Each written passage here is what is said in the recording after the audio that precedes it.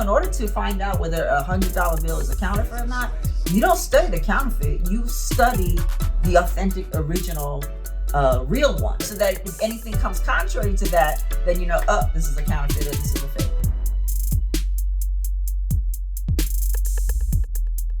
Hi, welcome back to our channel, everybody. I'm Susie. And I'm Ness, and this is Mom and Daughter Talk, where we hope to inspire, encourage, and uplift your mother-daughter relationships. So thanks for joining. If you're new here, be sure to subscribe so you can be notified when new content has arrived. Today, we are talking about our list of non-negotiables when it comes to looking for your spouse. All right, so you can start off. Oh, okay. I've been anticipating that. What are some non-negotiables? So we talk For you, though. For me. Yeah. Okay, when it comes to looking for a future husband or regarding a future husband, I think it has to do with the things that are really important in my life as well. So meaning I really feel like we have to make each other better. So one component that's absolutely just foremost in my life is my relationship with the Lord. And so to me, that's kind of foundational. So in my non-negotiables is that the gentleman that I end up with would have to have a living, thriving, pursuing relationship with the Lord. And by that, I'm not saying you can't get discouraged. It's like, we all go through that. But even in those times that we can really encourage one another spiritually, not just, everything's going to be okay, baby. Not, that's great and everything. And that's encouragement as well, because it says God is the God of all comfort. So however it comes, if it comforts your heart, then it is from the Lord. There's a certain amount of maturity that I would like. I have been in relationships where I was the more mature one.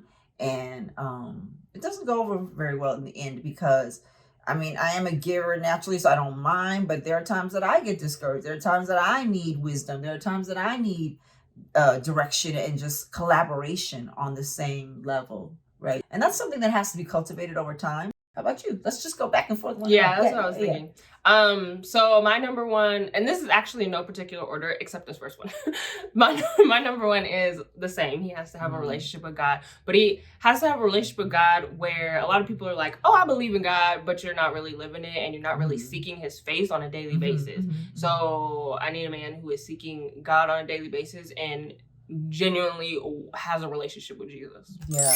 And funny you said that because I think there really is a difference of knowing God and knowing about God, right? There's a scripture that says the people knew the works of God, but Moses knew God's ways. So the people knew God's works, but Moses knew his ways. Right. And in order to know someone's ways, it really takes relationship. So for instance, if someone comes up to me and tells me, Ness said da da da da da, and because I know her, if it comes at me and I know that that's something that I know she wouldn't say, then I know it's not true. But that takes relationship with her. Yeah. So I think about also too when you're in retail or wherever, in order to find out whether $100 bill is a counterfeit or not, you don't study the counterfeit. You study the authentic, original, real one. Real one, right? So that's what you need to study first, so that if anything comes contrary to that, then this is a counterfeit or this is a fake.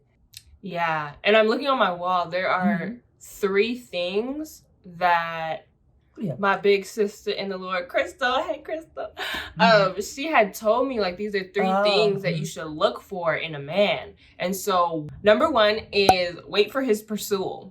Number 2 is look at the fruit of his life. And number 3 is he will be consistent.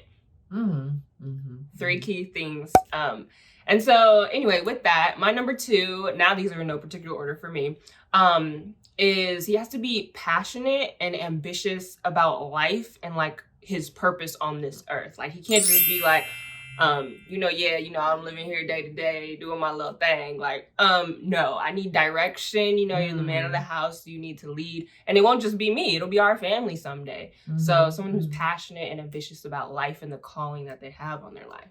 Good. That's really good. Kind of similar to what I was going to say is I need someone that has vision. See, I think women, God made us to be helpmates, right? So there's something innate in us that we are just innately great at supporting. You know what I mean? We're great at leading too, but really, I think that kind of like that maternal instinct, I think there's something in us that loves to support our man. You know what I mean? And so if I want to support somebody, but if you don't have a vision, then I don't have anything to support. Yeah. And I can't come up with that vision for you. That's something that you have to seek the Lord about. And you have to know, like she said, about what your purpose is. And so that there's room for me to come in and help you to nourish it and to foster it, to, you know, bring it to another level. Yeah. So I need a man with vision. And if I'm following you, I don't want to follow a walking question mark. If you don't know where you're going, then I don't know where we're going. Yeah. And I need some stability. Yeah, absolutely. So that's your number 2. And my number 3 is that he has to be open-minded. So open-minded when it comes to different things. Like, are you open-minded to going to counseling or therapy? Are you open-minded to changing your ways and your habits? Are you open-minded, you know, if you used to never pay for women or whatever, like now you're open-minded to change your ways in that sense. That's good. I agree. Adaptability and flexibility, I think in life is important, because I always say one thing that's guaranteed in life is change, right? So therefore, with change, you can't be a stick in the mud, or just like saying, I'm putting my stake in the ground. This is it. I'm not going any further. You have to be bendable, have to be flexible. You know, I think about a palm tree where like the winds will come and different things, but you see how the leaves bend, but it always becomes erect again. But it has to do with going with the flow of what's happening right there. So your number 3 is flexibility and adaptability? Yours are very similar to mine. It is. It really is. Gosh. All right. Kind of like your mama. I'm the one saying my numbers first. Oh, okay. So you like me. Because mine's not in any particular order either. You know what I mean? Yeah. What's your point? Are you my twin? What's your point? Wait, I don't get it. Oh, so like when you said yours, I might not have said that as number 3. But it was on your list. Yes. Okay. Yes. So like when you say something that it sparks my, that was on my list. Okay. Too. I guess that makes sense, y'all. That makes sense. Yeah. All right. I'm not trying to copy everything you do, you know what I'm saying? Why you just said that? My man. What? Okay. What? Ew. Okay. So my number 4 would be someone who is a gentleman. Now I live in Breeze, California. Born here, raised here, never moved out of California. So, you know, we're on the west side of the United States of America. And on this side, you know, it's easy to say like, oh, chivalry is dead. Like, guys don't have manners out here. Because I visited the East Coast and I'm like, wow, they have manners. And of course, the South, like, chivalry is not dead. It's not super dead out here in the west side. But from my life experience and others who have lived here as well, like, you don't really, it's not as prominent that a man will like open your car door or open the door for you. And one time I heard, I forgot who it was from, but this man was like, when I'm on a date with a woman, she will never touch a knob. I was like, oh my goodness, that's amazing. I realized that I was like, okay, maybe I don't need that. You know what I mean? Like, I'm not gonna really find that, so it's okay. Like, I don't need that. But then I realized, like, because I have gentlemen who are friends, and like, I'm like, oh my gosh, like, it makes me feel so loved, and like, you really care, and you're attentive, and you're paying attention to me, that I realized, like, no, that's a non-negotiable. Like, I need a man who is a gentleman, because it would just make me feel so loved and appreciated in that way. And therefore, in turn, like, I want to do that for you, and however you feel loved and appreciated. Okay, all right. For me, again, no particular order, but something that's really, really important to me is that just as personality is clicking, a sense of humor that clicks. I love, L-O-V-E, love to laugh. Yeah. And I need our sense of humor to click, because I think life can be very serious, and there are times that we need to laugh about it. Because again, people have different senses of humor.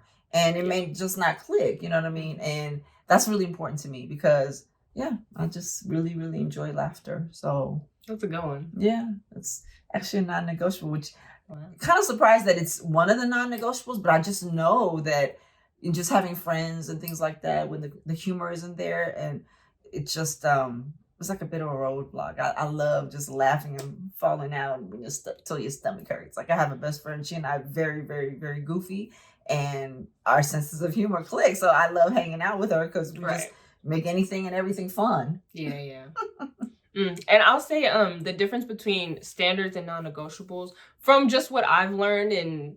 I'm sorry, there was something floating in the air. No, it's okay. From what I've learned in hearing other wise people.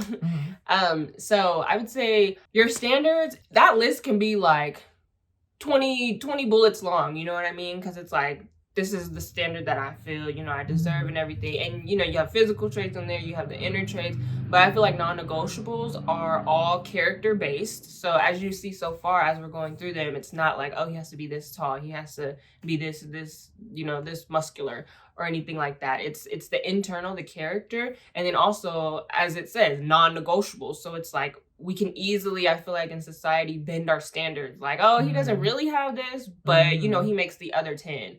But the non-negotiables, like the list should be short, sweet, and like what you are not willing to tolerate or, you know, settle for. Yeah. So it just kind of, I think, pinpoints it a little bit deeper. Yeah. And I think it's important, just as we have non-negotiables, that you are willing to be, like one of the things we talked about was flexibility and adaptability, right?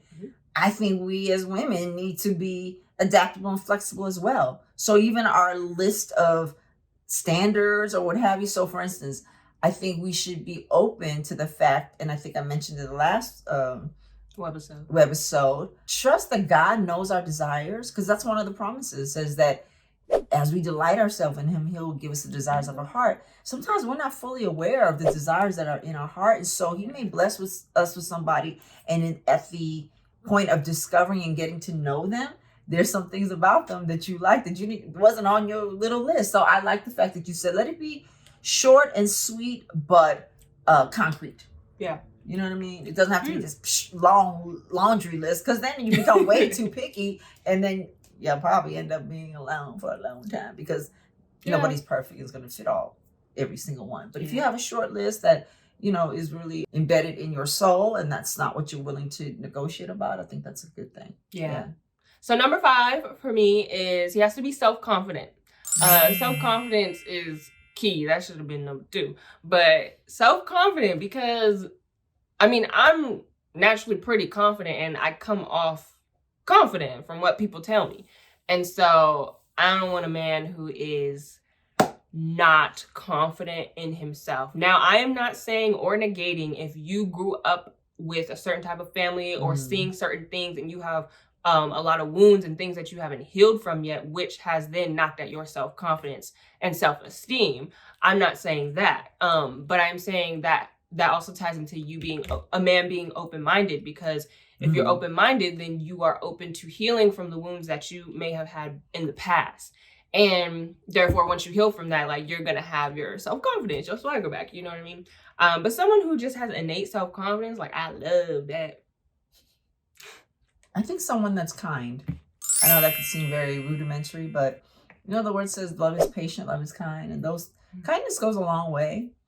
I think in a relationship, especially after you've been married a while, you can almost take them for granted, or you can do that. And I think that kindness goes a long way. You know, to not be abrupt with one another, or just assume that they'll always be there, so you take them for granted. And then this is the worst, when you see them be more friendly with a stranger or something that has to do with business more than you at home. And I think we should always be cognizant to be courteous and to be kind. Yeah. To someone that's kind. Okay, that's good. So those are our top 5. Not saying we only have 5. I have a couple more, but we'll just give our top 5. So we encourage you, if you don't have a list of non-negotiables, you know, write them down. Like, it should be 5 to 10, you know, key things that you are looking for in a man, in a spouse. We are taking applications. No, I'm just kidding. I'm just kidding. So thank you for joining us. Oh, don't take that out. Just kidding. I want to leave it in. No.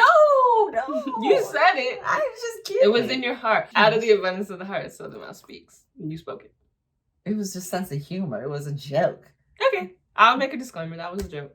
But I want to keep that in. That was nice. Okay. Well, thank you for joining us. Yeah. Thank you for joining us. If you enjoyed it, please like this video. And if you enjoyed any of the other ones, please go ahead and like them. I think that's what helps YouTube to like push these videos out so more people can see them. And you know, comment, share, all that good stuff.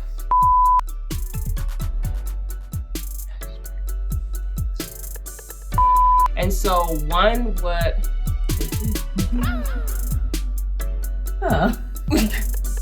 Wait. Maybe you should have a good vision so you can compensate for your lack thereof. No, I'm just kidding. Okay. Until next time, have an amazing day. Love you guys. Bye. Bye.